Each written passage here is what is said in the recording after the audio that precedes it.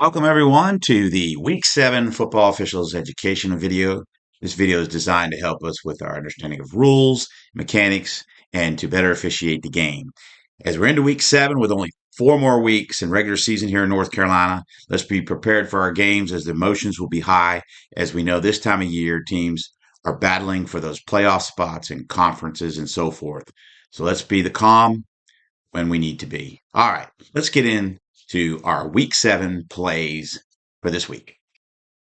One this week, we're looking at a still shot of a formation. Now, this is the first possession of this game for the team in white on offense. And we can see here that there's encroachment by the offense because we have players on the right side of the line here with their helmets in the neutral zone. Now, like I said, this is the first possession, so a couple things. Yes, could we speak to them and talk to them and say you need to back up? We also need to communicate that to the coaches on their sideline. Now, we are in Week 7, so a penalty marker would definitely be supported here because by now they should have an understanding of proper formations. But it is, like I said, the first possession of the game. We could communicate to them because we definitely have an encroachment here. But if we communicate to them to back up after this play, then any subsequent violations, we need to get a marker down because it obviously hasn't been corrected and it will continue if we don't. So like I said, we could, not flag this particular first play and communicate to them, but anything after, as you'll see in this slide, this is 2 plays later, and it looks like they're even further into the neutral zone and maybe even possibly beyond, and we definitely have to get a marker down and appropriately penalize this for encroachment on the offense to get this corrected. And you're probably going to hear from the sideline coaches too about this on the defense. Plays 2 and 3, we're going to talk about proper punt mechanics that we utilize here in our association. So let's take a look at punt. So we have a fair catch, and our back judge does a good job coming up and obviously putting down the beanbag to mark the end of the kick. And that is proper mechanics, good mechanics coming up, and we're stopping the clock. Another mechanic that we are doing good here, and that's what we need to have is to stop the clock. But remember, here in our association, our back judge is to be on the head linesman's side of the field because the line judge releases the snap. And as you can see by the arrows, if we have the back judge on that side, the back judge is looking across, the line judge is looking across, and we have this play boxed in, so that we're looking at it from both sides instead of two officials looking at it from the same side. As we get into the third play here that's combined with this, we're going to see how that mechanic looks. And you'll see, take a look at the nice sky. But as you'll see right here, we'll have our line judge come down, our back judge coming in, again, getting the beanbag down to mark the end of the kick. Good job by the back judge. We come down, we're going to get the spot and stop the clock. And you can see how they came in boxing the play in, and that's what the mechanics we want. Play 4 this week, we're going to have a marker down by the back judge for kick catch interference, or commonly referred to as KCI. And as we look right here, we can see that the K player comes down and makes contact with the R player while he's trying to make the catch of the punt. And let's look at the rule 6, which states any scrimmage kick is in flight beyond the neutral zone to the receiver's goal line. K shall not touch the ball or R unless blocked into the ball or to ward off a blocker or obstruct R's path to the ball. And we can see here that the K player does not afford the R player the opportunity to catch this ball without interfering, obstructing his path or ability to catch it. And we do a good job here by our back judge of getting the marker down for kick catch interference. Now, I want to point out on this play, you're going to see here at the end as I let it play through, we're going to see a second flag by the line judge. And it looks like this was either a block in the back or a blind side on the receiving team. So we would have a foul by K and R on this play. But what I want to go back to is point out here on this play, and let's talk more about, let's say we didn't have the second flag. Let's say the only flag we had was the flag for kick catch interference here. Let's cover the enforcements for this particular foul only because it's kind of has some a little bit of a unique enforcement because it has three options. And so if you have kick catch interference, R may accept the results of the play. If we didn't have the second foul, R may accept the results of the play. They can have an awarded fair catch after enforcement of a 15-yard penalty from the spot of the foul, or the 15-yard penalty from the previous spot and a replay of the down.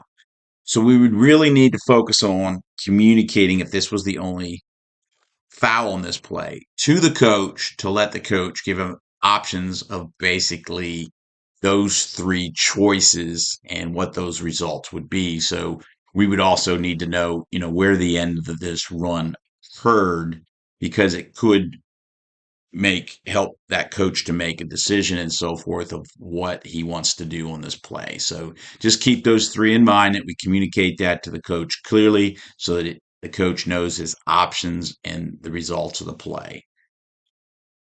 Plays 5 and 6 this week. We're going to talk about late hit after a player is down by rule in high school. And we want to get these, as you can see right here, our quarterback is clearly down. And look at the distance that the defense has in white to recognize this prior to coming in and hitting the quarterback in this case. Plenty of time, and you can see them come in. Two players come in and deliver a hit. We get a marker down. This is the kind of things that we want to put a marker down on because this can lead to an escalation of problems later in our game. So we want to penalize this, and hopefully that will prevent things from escalating and having problems later in our game because we can clearly see by rule this player is down. It is unnecessary for the defensive players to deliver this hit. This is a late hit after the play is over and appropriately penalized on this play. Good job on this one. Our second one here, as we look at, we're going to focus on what player in white. I've highlighted the player in red on defense. And we're going to see the receiver here catch the ball. And when he catches the ball, his knee is already on the ground. Defensive player comes up, delivers a hit. The head linesman does a great job of getting the marker out here because we obviously have a foul after the play is over. Dead ball, unnecessary, late hit here, personal foul. These are the types of things, like I already said, that we want to be ready for and appropriately penalize as we see the defensive player come up. He knows he's down. It's his responsibility to not hit this player like he does here with this forcible contact. This is unnecessary after the play. Like I said, we get our penalty marker down, and this can prevent an escalation from issues later in our game by penalizing this here because this could, like I said, this could be the start of something that we have problems with later. So good job here in both these plays of penalizing this and getting that individual held accountable. Play 7, we're going to talk. This is a punt formation, and we must keep in mind that these players on the line of scrimmage here, um, they have to have their head or foot breaking the imaginary plane drawn parallel to the line of scrimmage through the waist of the snapper when the ball is snapped. And we're at an angle here where we're not looking straight down the line of scrimmage, but it definitely looks very questionable of these players being on the line of scrimmage legally. And so this is a play where we want to get the marker down in the field. We want to appropriately penalize this because they need to get this formation legal. I mean, we just completed week 7 of the season, so this should be formation that they line up in properly. And if they don't, we need to get the marker down to get this formation corrected because this is an advantage for the kicking team with those players being back like that, and they're not legal by rules. So let's get the marker down on this play. The second thing I want to point out on this play is that we highlight the player that I'm going to put the arrow on here, right here, this player. I want to point something out of this player that I highlighted with arrow right next to the snapper on the right side. And I'm not saying this player is illegal, but it's something we need to recognize, be aware of, and just because of the angle of this player. So the rule 2 states that a lineman is any A player who's facing his opponent's goal line with the line of his shoulders approximately parallel thereto, with his head or foot breaking the imaginary plane. Remember, these offensive linemen have to have their shoulders facing their opponent's goal line. So if this player was turned more, let's say, to the head linesman side with his shoulders sideways, this player would not be legal. So that's just another thing on these formations that we need to be aware and be alert for. Again, I'm not saying this player is illegal, just something, since he's turned that way slightly, to be aware of. Play 8 this week, we're going to have a play that we're going to look at first, and then we'll come back and break it down. So we have the quarterback here, the pitch. We obviously have to rule on that. And then the results of this play are a touchdown, but we also have a good flag by our referee here, marker down, for a hit behind the play. So let's go back to the beginning of this play, and let's talk about this play and take a look at a couple of things on this play that we need to rule on. So first of all, we see the quarterback right here. He pitches the ball to the running back. So the first thing we have to do is, as our mechanics manual states, our wing officials here need to indicate with a punch backwards if we're ruling this a backwards pass. Now, if it's forward, then obviously we wouldn't give any signal unless he drops it, then we would give an incomplete pass.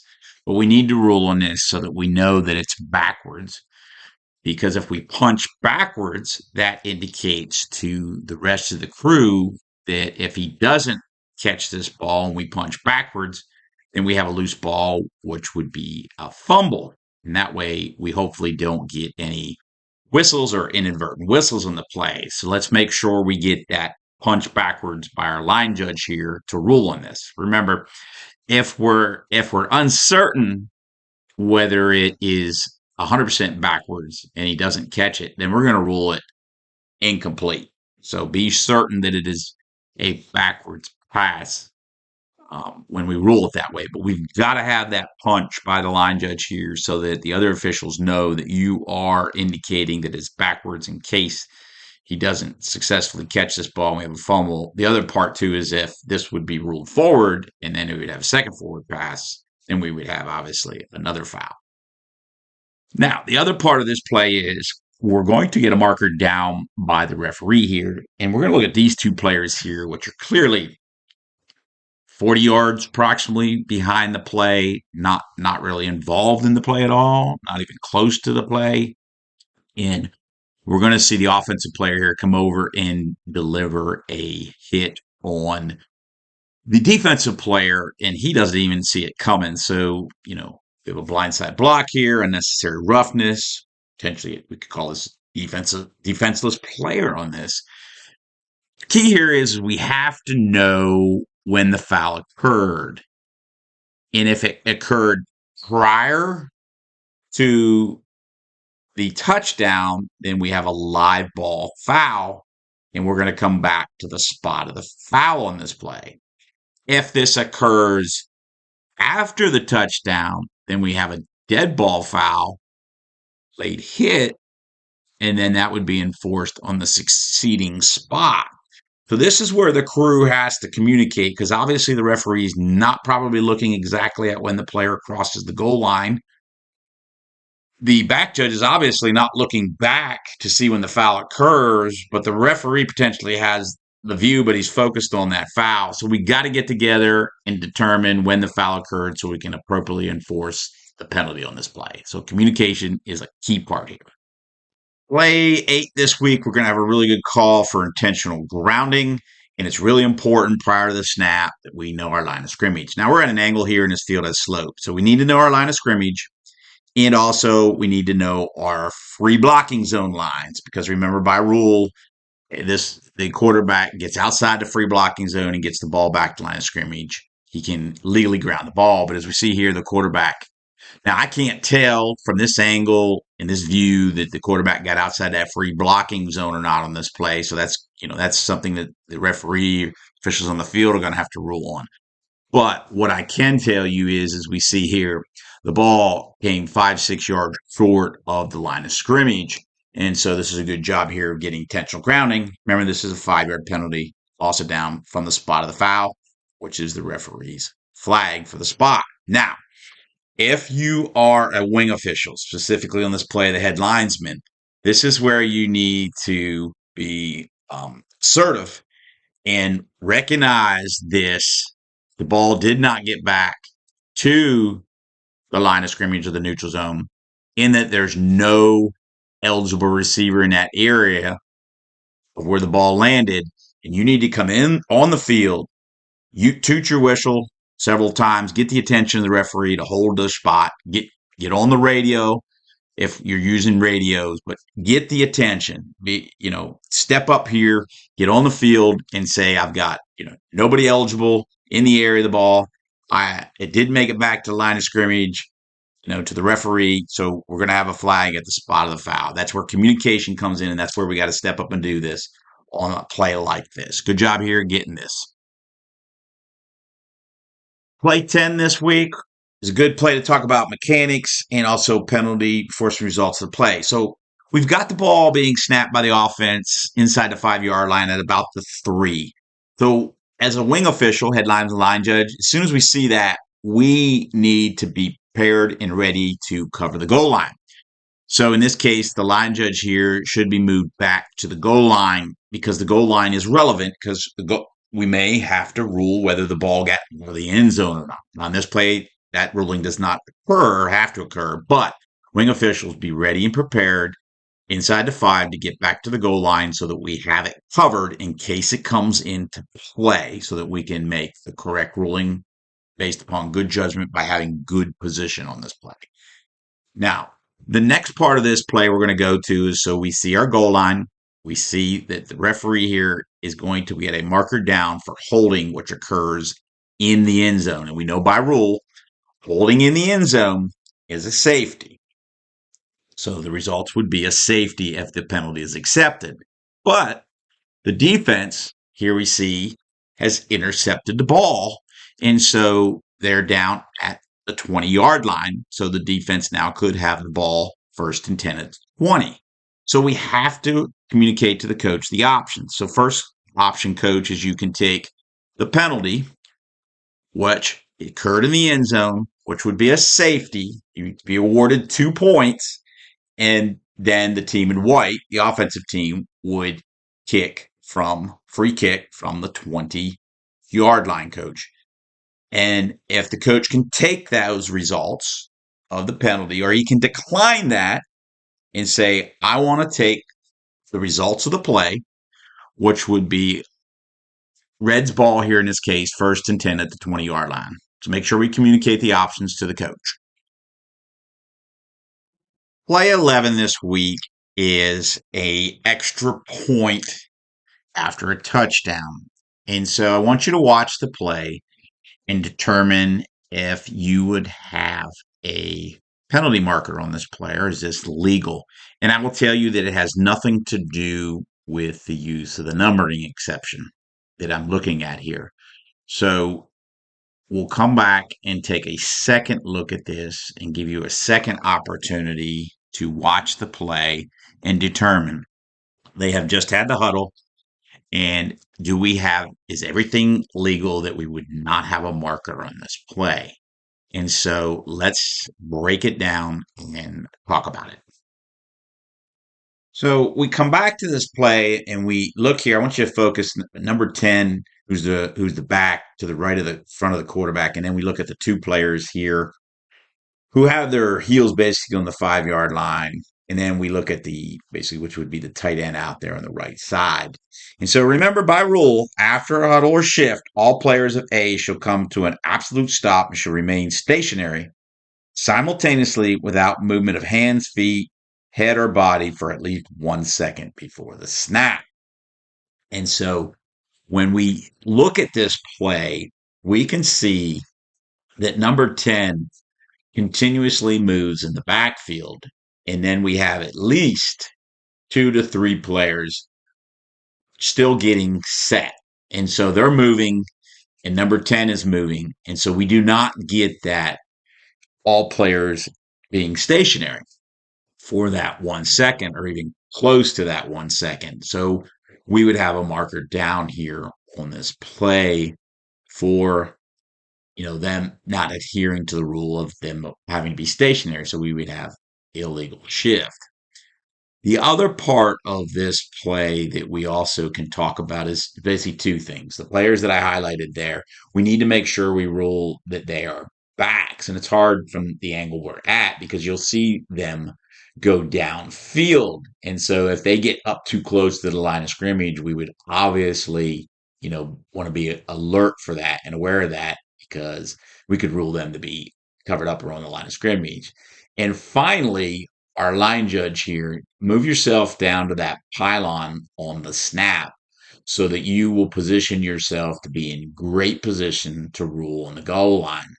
So there's a lot to look at in this play and there's a lot to rule on. We just have to be prepared to make sure that we make sure the offense is getting set, make sure those two players that are backs and not covered up, and then finally get in correct mechanics position and we'll better officiate this play.